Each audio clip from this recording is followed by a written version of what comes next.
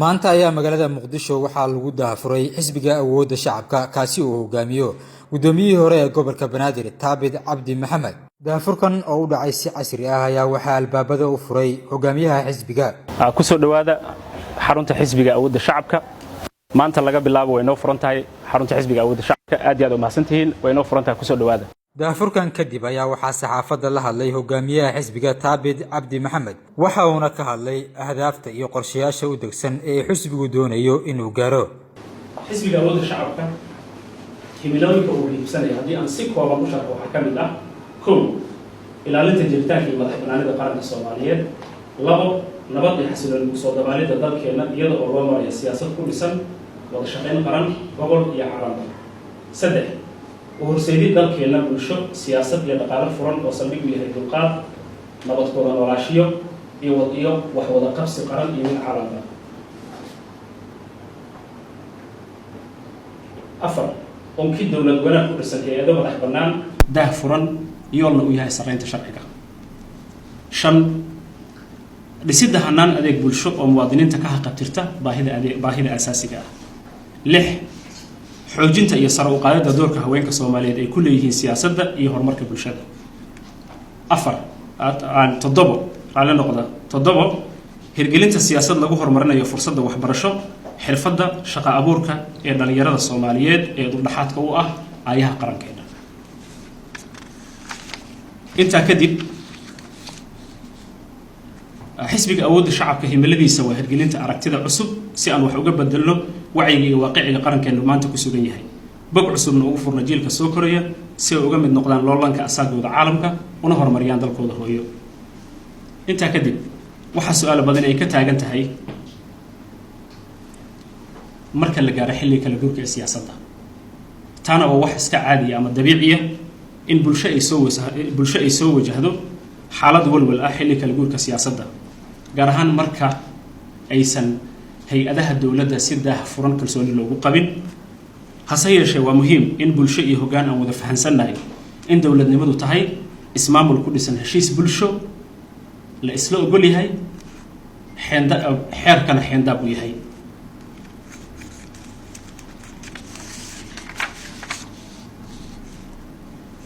hirgelinta iyo isgaarsiinta himilooyinkaas waxay u baahan yihiin aragti iyo dadaal aan ku ilaalino kuna barbaarino inta aynu maanta haysanno, isla markaana aan horey uga sii wadi karno socdaalka dheer aynu ugu jirno gaarista halka aan hiigsanayno.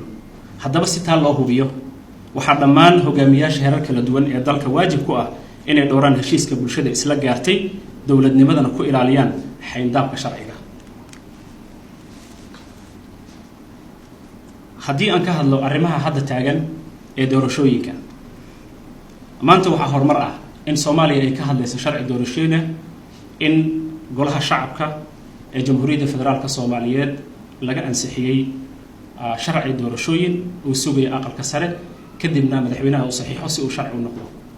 waxaan isxasuusinaynaa dhammaanteen maanta halka aan joogna oo marka ay noqoto inaan ka hadlayno sharci doorashooyin oo uu dalka leeyahay waa runtii horumar wanaagsan.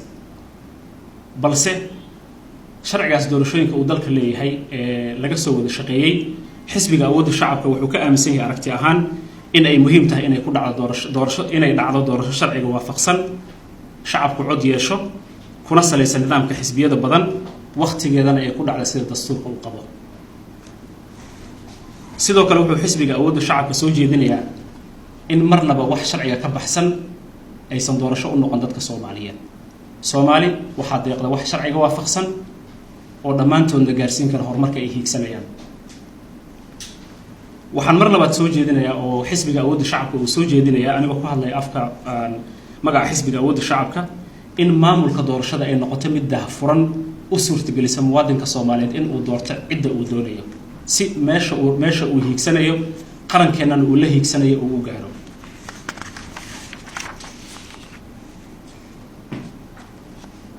haddii aan si kooban uga hadlo arrinta wada hadallada Somaliland iyo Soomaaliya, wuxuu xisbiga awoodda shacabka qabaa in mar waliba lagu saleeyo in ahmiyad weyn ay leedahay wada hadallada ka dhaxeeya Soomaaliya iyo Somaliland. taa waxay sal u tahay, aasaas u tahay dhammaan ummadda Soomaaliyeed waxay hiigsanaysaa inay wada gaarto. sidaa darteed waxaan mar labaad iyo mar saddexaad ku baaqaynaa in wada hadallada ahmiyad gaar ah la siiyo dadka ku howlan hawshaasna mar walbana la fahmo in wax walba lagu gaari karo wada hadal oo aan joojoob iyo qasab iyo wax kale waxba lagu gaari karin